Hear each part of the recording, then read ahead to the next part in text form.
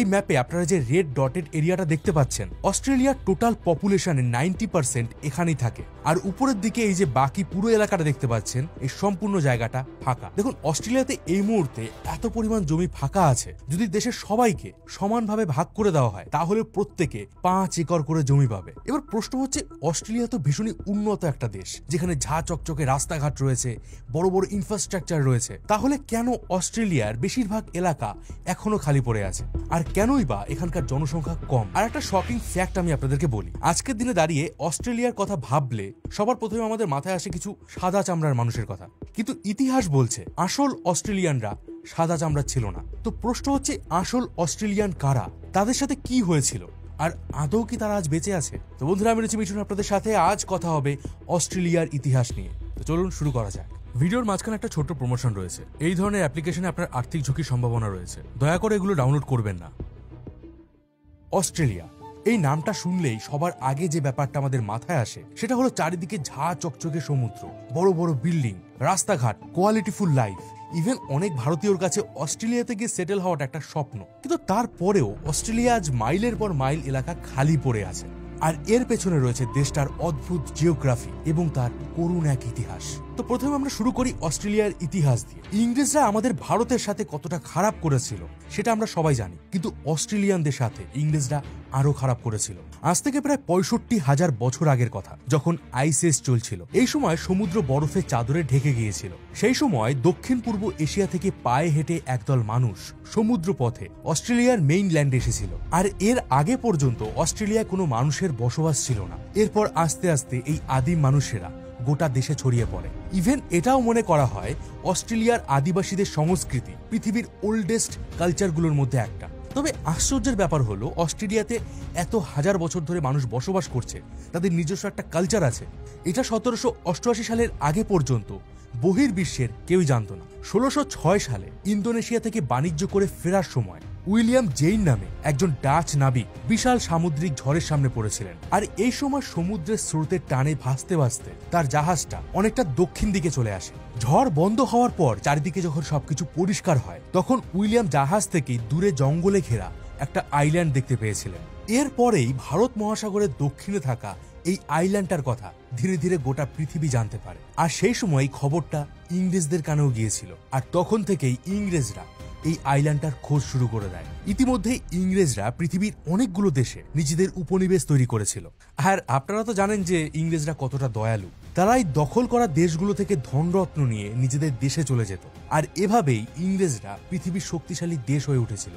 এবার ইংরেজরা যখন অস্ট্রেলিয়ার খোঁজ পেল, তখন এই আইল্যান্ডে গিয়ে নিজেদের আধিপত্য বিস্তার করে এখানে ধন সম্পত্তি লুট করার লোভ ছাড়তে পারেনি। 1770 খ্রিস্টাব্দে ইংরেজ এক্সপ্লোরার ক্যাপ্টেন জেমস কুক আর তার 4 জন সঙ্গী এই নতুন আইল্যান্ডটা খুঁজতে বেরিয়ে পড়ে। আর তারা শেষ পর্যন্ত অস্ট্রেলিয়ার পূর্ব দিকে বোটানি বেতে পৌঁছায়। আর এই বোটানি বে শহরটা বর্তমানে সিডনিতে রয়েছে। তো যাই হোক, যখন জেমস কুক আর তার সঙ্গীরা অস্ট্রেলিয়ায় গিয়ে পৌঁছায়, তখন অস্ট্রেলিয়ার যে প্রাচীন আদিবাসীরা ছিল তারা তাদেরকে শত্রু ভাবে আর তাদের উপর অ্যাটাক করে দেয়। অবস্থা এমন জায়গায় গিয়ে দাঁড়ায় যে জেমস কুক তার নিজের জীবন বাঁচাতে সেখান থেকে পালিয়ে আসে। এই ঘটনার প্রায় 18 বছর পর 1778 সালের 18 জানুয়ারি স্যার আর্থার ফিলিপ 11টা জাহাজে করে 300 জন লোককে নিয়ে আবারও বোটানি বেতে এসে হাজির হন।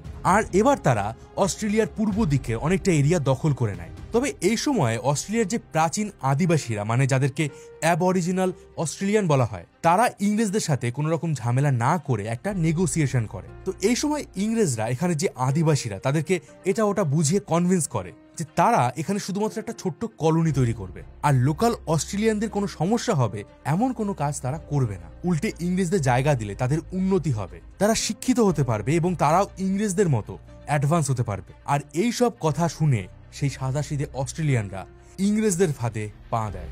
তারা বুঝতেও পারছিল না যে এই ইংরেজরা ঠিক কত বড় বিশ্বাসঘাতক। অস্ট্রেলিয়ায় পৌঁছানোর মাত্র 8 দিনের মাথায় 26শে জানুয়ারি ইংরেজরা অস্ট্রেলিয়াতে একটা পিনাল কলোনি তৈরি করে। এবার এই পিনাল কলোনি কি, চলুন এবার সেটা বলি। এই পিনাল কলোনিগুলো অনেকটা জেলের মতো। এখানে একটা এরিয়ার মধ্যে কয়েদিদের নজরবন্দি করে রাখা হয় আর তাদেরকে দিয়ে জোরপূর্বক কাজকর্ম করানো হয়। আর্থার ফিলিপ যখন অস্ট্রেলিয়াতে এসেছিলেন, তখন তিনি জাহাজ ভর্তি করে বেশ কিছু দুর্ধর্ষ কয়েদিদের অস্ট্রেলিয়ায় নিয়ে এসেছিলেন। এদের মধ্যে চোর, ডাকাত, এমনকি খুনি আর ধর্ষকরাও ছিল। 1788 সালে অস্ট্রেলিয়ায় প্রথম কলোনি তৈরি মাত্র 100 বছরেরও কম সময়ের মধ্যে ইংরেজরা প্রায় 1.5 লক্ষেরও বেশি কয়েদিদের অস্ট্রেলিয়ায় পাঠিয়েছিল। আর এতে সব থেকে বেশি সমস্যার মুখে পড়ছিল সেই লোকাল অস্ট্রেলিয়ানরা, যারা এই জায়গায় হাজার হাজার বছর ধরে বসবাস করছিল। ইংরেজরা প্রথমে তাদেরকে বড় বড় স্বপ্ন দেখিয়ে ফুসলিয়ে এই জায়গায় কলোনি তৈরি করে, কিন্তু আস্তে আস্তে যখন ইংরেজদের সংখ্যা বাড়তে থাকে তখন তারা তাদের কলোনির এরিয়াগুলোকেও বাড়াতে থাকে। ইভেন যে এরিয়াগুলো একবার ইংরেজরা কবজা করে ফেলতো সেই সব এরিয়াতে লোকাল অস্ট্রেলিয়ানদের ঢোকার কোনো রাইটই ছিল না। সেখানে তারা চাষাবাদও করতে পারতো না, ইভেন গাছের ফল খাওয়া তো দূরের কথা, তারা যদি গাছ ধরতো তাদের উপর অকথ্য অত্যাচার করা হতো। লোকাল অস্ট্রেলিয়ানদের ধরে ধরে তাদেরকে দিয়ে দাসের মতো চাষাবাদের কাজ করানো হতো।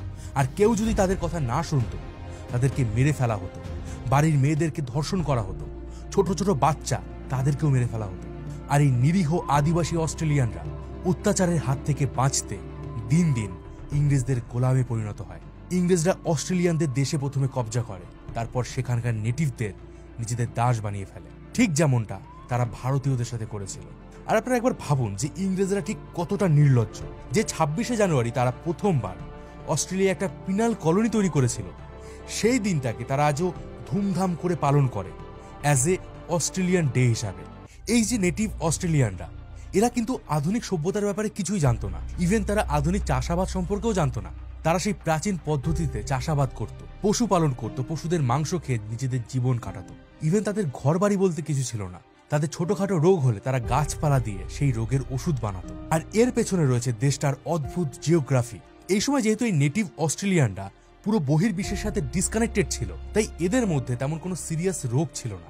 অন্যদিকে ইংল্যান্ডে সে সময় যক্ষা, কলেরা, চিকেন পক্স, স্মল পক্স এই ধরনের মারণ রোগগুলো হু হু করে বাড়ছিল। আর ইংরেজরা যখন তাদের দেশ থেকে অস্ট্রেলিয়ায় বিভিন্ন কয়েদিদেরকে পাঠাতো, তাদের অনেকের শরীরের মধ্যেই এই রোগগুলোর ভাইরাস থাকতো। আর তারা যখন অস্ট্রেলিয়ার সমাজে মিশতে শুরু করত, তাদের থ্রুতে নেটিভ অস্ট্রেলিয়ানদের মধ্যেও এই রোগগুলো ছড়িয়ে পড়তে থাকে। যে রোগগুলোর সাথে প্রতিরোধ করার কোনো ওষুধ এই নেটিভ অস্ট্রেলিয়ানদের কাছে ছিল না।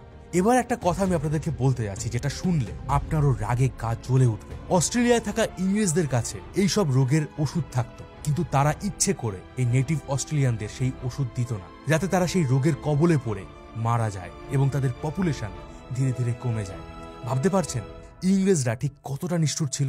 তো এই ভাইরাসের কবলে পড়ে নেটিভ অস্ট্রেলিয়ানদের প্রায় 50% পপুলেশন শেষ হয়ে যায়। আর এর সাথেই তাদের উপর চলতো অকথ্য অত্যাচার। শেষ পর্যন্ত ইংরেজদের এই অত্যাচারে অতিষ্ঠ হয়ে 1795 সালে নেটিভ অস্ট্রেলিয়ানরা তাদের অ্যাগেনস্টে বিদ্রোহ ঘোষণা করে। তারা ক্লিয়ারলি ঘোষণা করে যে এরপর থেকে কোনো অস্ট্রেলিয়ান ইংরেজদের দাসত্ব করবে না। অস্ট্রেলিয়ার মাটিতে শুধুমাত্র অস্ট্রেলিয়ানদেরই অধিকার থাকবে। কিন্তু তাদের দাবি ইংরেজরা কেন মানবে? ফলে শুরু হয় দুই পক্ষের মধ্যে ভীষণ যুদ্ধ। আর এই যুদ্ধ টানা 100 বছর ধরে চলে।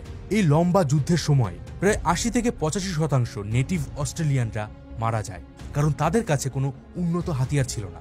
1900 সালে আস্তে আস্তে অবস্থা এমন জায়গায় গিয়ে দাঁড়ায় যে নেটিভ অস্ট্রেলিয়ানদের সংখ্যা 7.5 লক্ষ থেকে কমে 70,000-এ গিয়ে পৌঁছায়।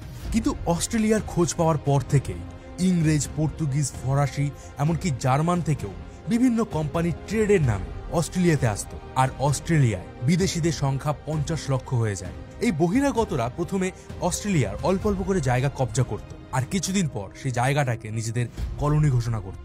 এর ফলে কি হয়, একদিকে যেমন নেটিভ অস্ট্রেলিয়ানদের পপুলেশন কমিয়ে দেওয়া হচ্ছিল, তাদের গণহত্যা করা হচ্ছিল, অন্যদিকে যারা বহিরাগত তাদের পপুলেশন বাড়িয়ে দেওয়া হচ্ছিল। এরই মধ্যে ইংরেজরা অস্ট্রেলিয়ার আলাদা আলাদা উপনিবেশগুলোকে একসঙ্গে করে 1901 সালে কমনওয়েলথ স্টেট অফ অস্ট্রেলিয়া নামে একটা নতুন দেশ তৈরি করে। আর এরই কয়েক বছরের মধ্যে 1914 সালে প্রথম বিশ্বযুদ্ধ এবং তারপর দ্বিতীয় বিশ্বযুদ্ধের সময় প্রচুর নেটিভ অস্ট্রেলিয়ান মারা গিয়েছিলেন। কারণ সে সময় যেহেতু অস্ট্রেলিয়া ইংরেজদের উপনিবেশ ছিল, তাই জাপানি সেনারা অস্ট্রেলিয়ার উপর অনেকগুলো অ্যাটাক করেছিল। ফলে নেটিভ অস্ট্রেলিয়ানদের সংখ্যা দিন দিন আরও কমতে থাকে। 1901 সালে অস্ট্রেলিয়াকে যখন একটা নতুন দেশ হিসাবে স্বীকৃতি দেওয়া হয়, তখন অস্ট্রেলিয়ার 90% পপুলেশন ছিল সাদা চামড়ার। আর যারা অরিজিনাল অস্ট্রেলিয়ান, মানে যারা কালো চামড়ার মানুষ ছিল, তাদের সংখ্যা ছিল মাত্র 7 থেকে 8%। এমনকি ইংরেজরা এতটাই বর্ণবিদ্বেষী ছিল যে তারা অস্ট্রেলিয়ায় সাদা চামড়া নয় এমন মানুষদের ইমিগ্রেশন বন্ধ করে দিয়েছিল। ইভেন এরপর টানা 60 বছর ধরে অস্ট্রেলিয়ায় এই রুলটাই চলছিল। ফাইনালি 1966 সালে এই নন হোয়াইট ইমিগ্রেশন পলিসি তুলে দেওয়া হয়। আর ইমিগ্রেশনের ক্রাইটেরিয়া থেকে স্কিন কালারকে বাদ দেওয়া হয় এবং স্কিলের উপর ফোকাস করা হয়। আর এরপরেই এশিয়া, ইউরোপ, আফ্রিকা থেকে প্রচুর সংখ্যায় মানুষ অস্ট্রেলিয়ায় গেছেন, ফলে এখানকার জনসংখ্যা আগের তুলনায় অনেকটাই বেড়েছে। বর্তমানে অস্ট্রেলিয়াতে আলাদা আলাদা রিলিজিয়ান, আলাদা আলাদা কালচারের মানুষ থাকেন। এবার আপনার মনে একটা প্রশ্ন আসতে পারে যে আগে অস্ট্রেলিয়ার লোকজন কম ছিল, সে সময় জায়গা ফাঁকা ছিল, এটা মানলাম, কিন্তু এখন তো অস্ট্রেলিয়ায় অনেক লোকজন বসবাস করে, ইভেন এখন ইমিগ্রেশন পলিসিও অনেক ইজি করে দেওয়া হয়েছে, তাহলে এখনো কেন অস্ট্রেলিয়ার বেশিরভাগ এলাকা খালি পড়ে আছে? এই বিষয়টা বোঝানোর জন্য আপনাদেরকে অস্ট্রেলিয়ার ম্যাপটাকে একটু ভালো করে বুঝতে হবে। আমরা যদি অস্ট্রেলিয়ার ম্যাপটাকে ভালো করে দেখতে পাই তাহলে দেখতে পাবো যে এখানকার মেইন সিটি যেমন সিডনি, মেলবোর্ন, ব্রিসবেন, এই শহরগুলোতে গেলে আপনি বেশ ভালোই ভিড়ভাট্টা দেখতে পাবেন। ইভেন মেলবোর্নে প্রতি বর্গ কিলোমিটারে 453 জন লোক বসবাস করেন। এটা পুরো অস্ট্রেলিয়ার সব থেকে ঘিঞ্জি এলাকা। ইভেন সিডনিতেও কয়েক লক্ষ মানুষ বসবাস করেন। আর এই শহরগুলো দেখলে কেউ আন্দাজাও করতে পারবে না যে এই দেশটার 95% এলাকা খালি পড়ে আছে। দেখুন, অস্ট্রেলিয়ার মেইনল্যান্ডকে 3টে ভাগে ভাগ করা হয়েছে। দেশটার পশ্চিম দিকে পুরো এরিয়াতেই মরুভূমি ছড়িয়ে আছে। এই মরুভূমিগুলোতে কোনো গাছপালা নেই, বছরে মাত্র কয়েকবার বৃষ্টি হয়, আর এখানে জলের পরিমাণ এতটাই কম যে একটা নালা বা খালও নেই। সাথে এই জায়গাগুলোর টেম্পারেচার থাকে অনেক বেশি। এখানে শুধুমাত্র মানুষ না, কোনো প্রাণীর ক্ষেত্রেও সার্ভাইভ করা ভীষণই কঠিন। তাই স্বাভাবিকভাবেই পুরো এলাকাটা খালি পড়ে আছে। আর এই মরুভূমির আশেপাশে যে জঙ্গলগুলো রয়েছে সেখানে বেশ কিছু উপজাতি বসবাস করে, কিন্তু এদের সংখ্যাও খুব বেশি নয়, 10 থেকে 12,000। মরুভূমির পরেই রয়েছে নিচু এলাকা। এখানে বেশ কিছু জলের সোর্স আছে, কিন্তু সেই জলে নুনের পরিমাণ এতটাই বেশি যে খাওয়া তো দূরের কথা, আপনি সেগুলো চাষাবাদেও ব্যবহার করতে পারবেন না। তাই এখানেও মানুষের পক্ষে থাকা সম্ভব নয়। আর একদম পূর্ব দিকটাতে আছে একটা বিরাট পর্বত। এই পার্বত্য এলাকাগুলোতে বেশ কয়েকটা পাহাড়ি নদী আছে, আর এগুলো সবকটাই মিষ্টি জলের নদী। ফলে এখানে জল যেমন খাওয়াও যায়, তেমনি এগুলোকে চাষাবাদের কাজেও লাগানো যায়। কিন্তু প্রবলেমটা হলো এই পাহাড়ের দুর্গম জায়গা। এই পাহাড় এতটাই দুর্গম যে কোনো মানুষ এখানে গিয়ে ঘরবাড়ি বানিয়ে থাকতে পারেনি। তাছাড়া এই অঞ্চলে প্রচুর পরিমাণে বিষাক্ত কীট পতঙ্গ এবং সাপ রয়েছে। তাহলে ব্যাপারটা কি দাঁড়ালো, এই যে পুরো জায়গাটা আপনারা দেখতে পাচ্ছেন, এই পুরো জায়গাটাই বর্তমানে খালি পড়ে রয়েছে। তবে এই যে রেড ডটেড এরিয়াগুলো দেখতে পাচ্ছেন, এখানে সিডনি, মেলবোর্ন, ব্রিসবেন এই শহরগুলো রয়েছে। প্রশান্ত মহাসাগর থেকে গরম জলীয় বাষ্পপূর্ণ বাতাস এসে পাহাড়ের গায়ে ধাক্কা খায়, আর এখানে প্রচুর পরিমাণে বৃষ্টিপাত হয়। তাই এখানে খাবার জল, চাষের জমিতে সেচ দেওয়ার জল সবটাই অ্যাভেলেবেল আছে। তাছাড়া একদম সমুদ্রের পাশে হওয়ায় এখানে না খুব বেশি গরম, না খুব বেশি ঠান্ডা, মানে সারা বছর একটা মনোরম পরিবেশ থাকে। তাই এই অঞ্চলেই মানুষজন বেশি পরিমাণে বসবাস করেন। কিন্তু এই পাহাড়ের ঠিক উল্টো দিকেই কোনো বৃষ্টিপাত হয় না, ফলে এই জায়গায় মরুভূমির সৃষ্টি হয়েছে, আর যার কারণে এখানে কেউ বসবাস করেন না। এগুলো ছাড়াও অস্ট্রেলিয়ার জিওগ্রাফিতে আরও একটা বড় সমস্যা আছে, আর সেটা হচ্ছে সাইক্লোন। উত্তরে প্রশান্ত মহাসাগরের গরম বাতাস আর দক্ষিণে অ্যান্টার্কটিকা থেকে আসা ঠান্ডা বাতাস, এই দুটো ডিফারেন্ট টাইপের হাওয়া যখন মুখোমুখি হয় তখন বিরাট বিরাট সামুদ্রিক ঝড় তৈরি হয়, আর সেই ঝড় বাড়তে বাড়তে সাইক্লোনের রূপ নেয়, আর শেষমেশ অস্ট্রেলিয়ার যে কোস্টাল এরিয়াগুলো রয়েছে সেখানে আছড়ে পড়ে।